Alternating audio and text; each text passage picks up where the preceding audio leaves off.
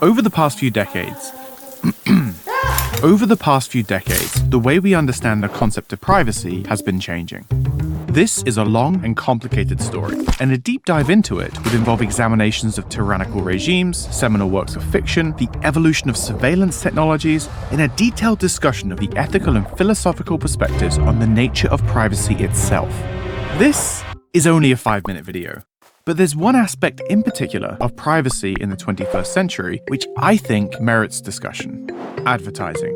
Which I know compared to those other topics might not sound that incendiary, but the rise of targeted advertising is a good indicator of how our expectation of privacy has changed. You've probably experienced that now commonplace online occurrence where you Google a new product, then start seeing adverts for it everywhere.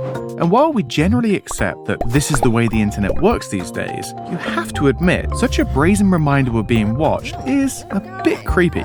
More unsettling still is when you've only mentioned that product in face-to-face conversation. How does the internet know about that? Looking for the simplest explanation, it's hard to ignore the microphone you're carrying around in your pocket. And you don't have to be wearing a tinfoil hat to start drawing some fairly alarming conclusions.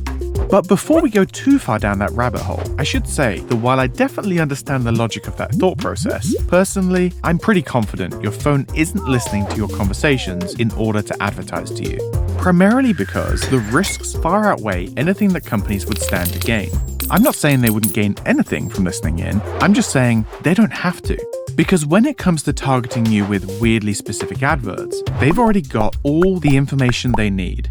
Let me explain.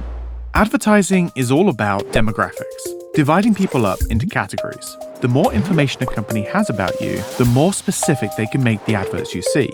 As an example of just how far this can go, let's look at what we share with Facebook, one of the more notable offenders. First, there's the basics: age, job, relationship status. Already these put you in some demographic boxes. But you also post on Facebook about your hobbies, ones you do regularly, ones you've tried, or even just want to try. Maybe you join groups for TV shows or films you like, or follow your favorite authors, actors, content creators. All of this data can be and is harvested, and all of it represents advertising demographics that Facebook is putting you in. But it doesn't end there. You might check into places you go, favorite restaurants, your gym, or tourist attractions, in which case Facebook knows you're traveling. And even if you don't check in, if the app has access to location services, it knows where you are most of the time anyway. Forget about Facebook knowing where you shop online. It knows where you shop in real life. You freely shared all of this information with Facebook, and its terms of service let it use that data however it wants, which includes trading it with other companies. But where do the face-to-face conversations come in? Well, Facebook doesn't only have this information on you, they also have it on your friends, as well as knowing how much you speak to and see those friends. Combining all of this data adds a whole new dimension. Meet 3 friends, Alice, Bob, and Charlie. Alice buys product X online. A week later, Alice goes to see Bob. 3 days after that, Bob buys product X. And when, a few days later, Alice goes to see Charlie, Facebook's algorithm starts to do its thing. Based on knowing about the 3 friends' shared interests, Alice's purchase, Alice and Bob's interaction, and Bob's subsequent purchase, Facebook deduces that A. Alice probably told Bob about product X. B. She might also have told Charlie about product X. And C. Even if she didn't, Charlie might be interested anyway. Soon after, Charlie starts seeing adverts for product X. Now, if Alice didn't tell Charlie, Charlie has no reason to think this advert is strange. But if Alice did tell Charlie, then both Alice and Charlie now think these adverts are direct evidence that their phones are listening to them. Even though the reality is far more complicated, and in my opinion, far more alarming. Because my point here isn't, our phones aren't listening to us, so we should all stop worrying. It's sort of the opposite.